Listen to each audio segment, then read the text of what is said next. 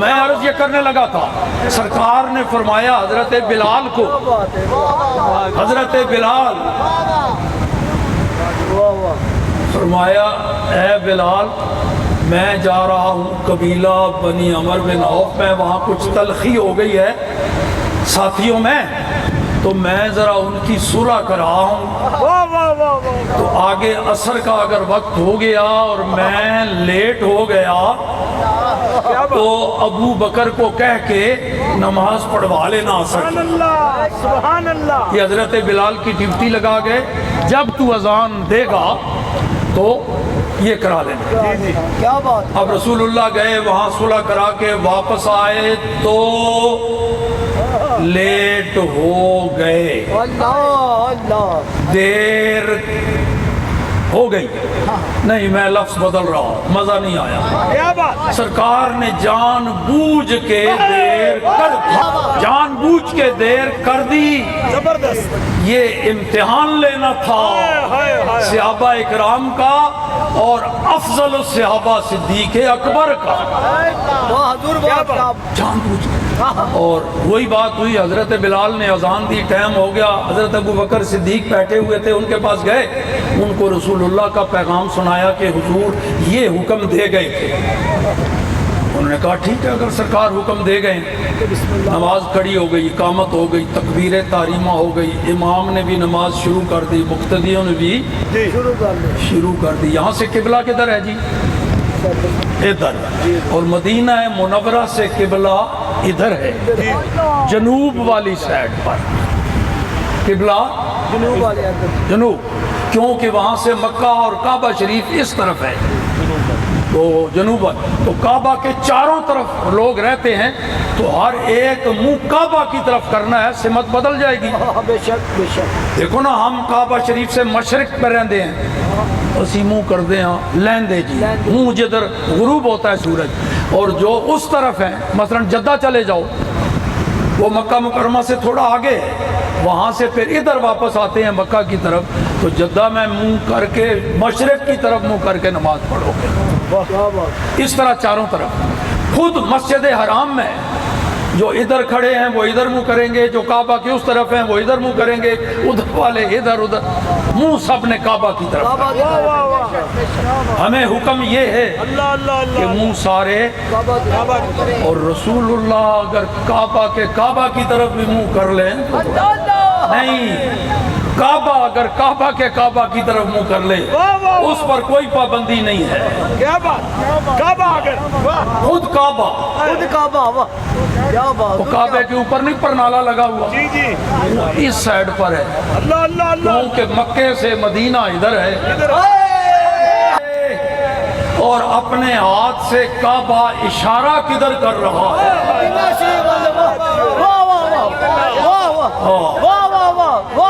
حج کرن والے ہو، حج کر چکے ہو، فارغ ہو گئے، مگر واپس گھر نہ جاؤ، وہ جس کا طواف کیا تو حج ہوا، وہ کعبہ ہی کہہ رہا ہے، اب گھر نہیں ادھر جاؤ، وہ کعبہ کہہ رہا ہے حاجیو آؤ،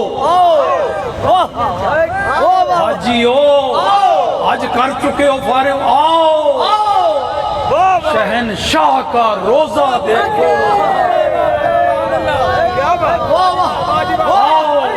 شہنشاہ کا روزہ دیکھو، کعبہ تو دیکھ چکے، کعبے کا کعبہ۔ فرمائی جب نماز شروع ہو گئی، اب سرکار دو عالم صلی اللہ علیہ وسلم ادھر دروازے سے، کعبہ ادھر ہے، امام کا بھی منہ ادھر، پیچھے صفوں کا بھی منہ ادھر، پیچھے والی سائڈ سے سرکار اندر داخل ہوئے، بڑی گل، تو سب سے جو پچھلی صف تھی انہوں نے آدھے ادھر ہو کے راستہ بنایا۔ کس نے بتایا انہیں کہ رسول اللہ آ گئے؟ وہ تو نماز میں تھے۔ حدیث میں آتا ہے رسول اللہ صلی اللہ تعالیٰ علیہ وآلہ وسلم کے بدن اطہر سے ایک مخصوص قسم کی خوشبو آتی ہے، جس کو صحابہ پہچانتے تھے، اس خوشبو کی نشانی، جس طرح گلاب کی خوشبو آئے نا بندہ سمجھ جاتا ہے اس کی ہے، چمیلی کی ہے، سمجھ جاتے تھے۔ کیا بات ہے، وہ نشانی پتہ چلا کہ سرکار آ گئے، تو صحابہ اکرام نے راستہ بنایا نماز کے اندر، بڑی گل، اگلی صف والوں نے پھر بنایا اس سے، حتیٰ کہ رسول اللہ سب سے پہلے والی صف جو امام کے پیچھے ہے وہاں پہنچ گئے۔ ساری صفوں والوں نے قدم بھی ادھر ادھر بڑھائے، تھوڑی سی نظریں بھی گھمائی ہوں، بے شک بے شک، سرکار پہلی صف میں پہنچ گئے۔ حدیث بخاری شریف، کیا بات، قرآن پاک کے بعد اصح اور صحیح ترین کتاب بخاری ہے۔ اس میں جب وہاں پہنچے تو افراتفری مچی نا جی، ہلا گلا، اور حدیث میں ہے کہ صحابہ اکرام اب نماز پڑھ رہے ہیں، باتیں تو کر نہیں سکتے، بول نہیں سکتے، یوں ہاتھ پہ ہاتھ مار کے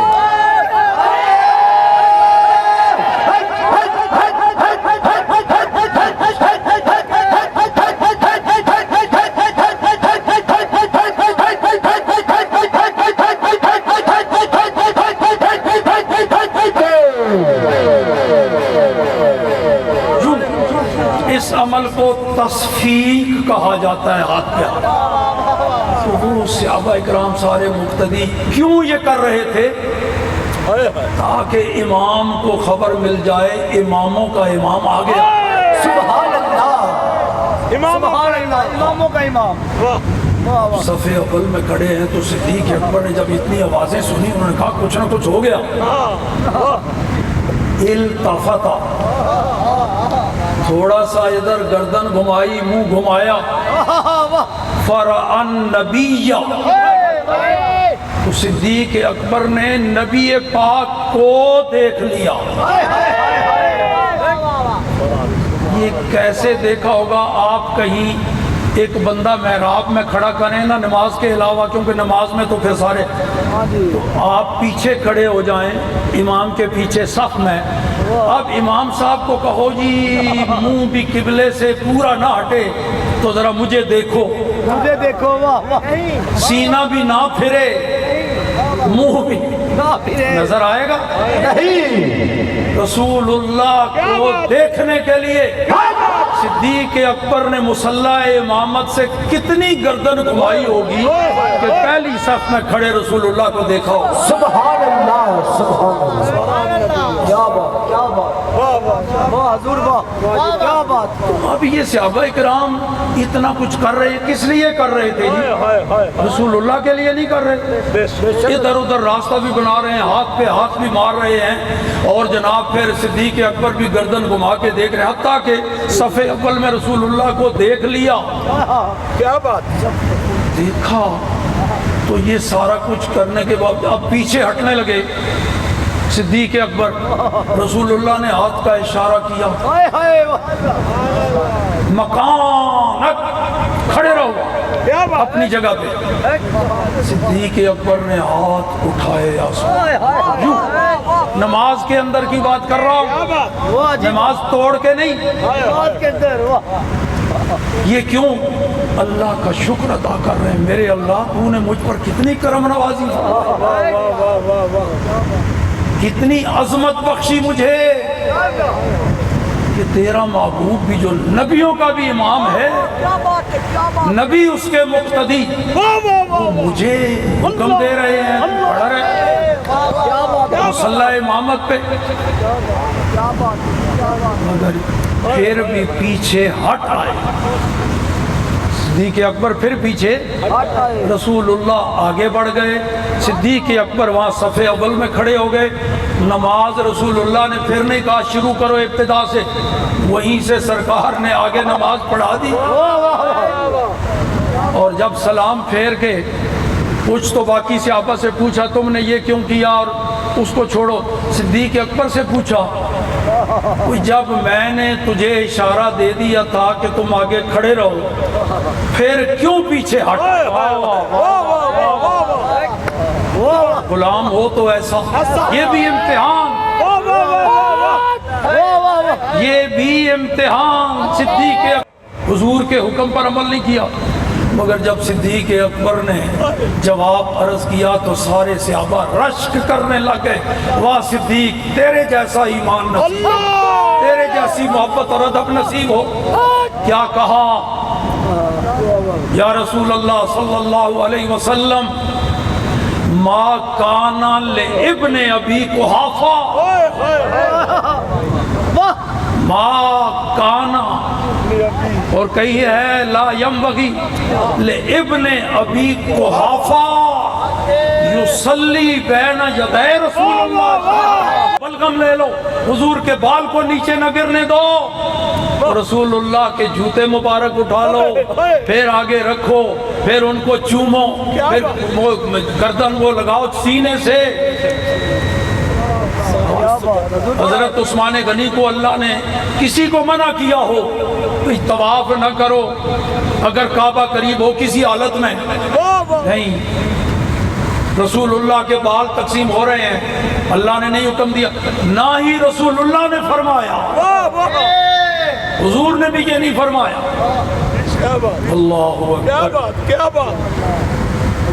پھر یہ سارا کچھ کیا انہوں نے، نہ اللہ نے حکم دیا نہ رسول اللہ نے حکم دیا.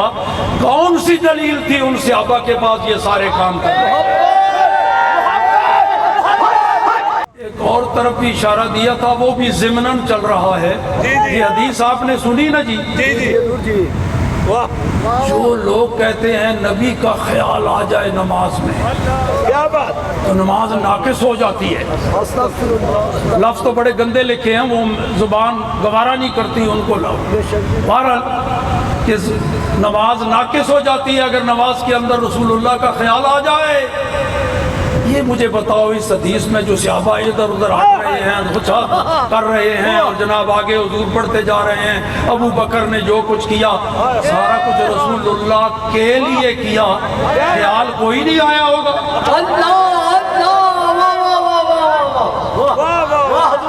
یہ جملہ بدل لو ان کے بالمقابل. وہ کہتے ہیں رسول اللہ کا خیال آ جائے نماز ناقص ہوتی ہے، ان کو کہو رسول اللہ کا خیال نہ آئے نماز ناقص ہوتی ہے.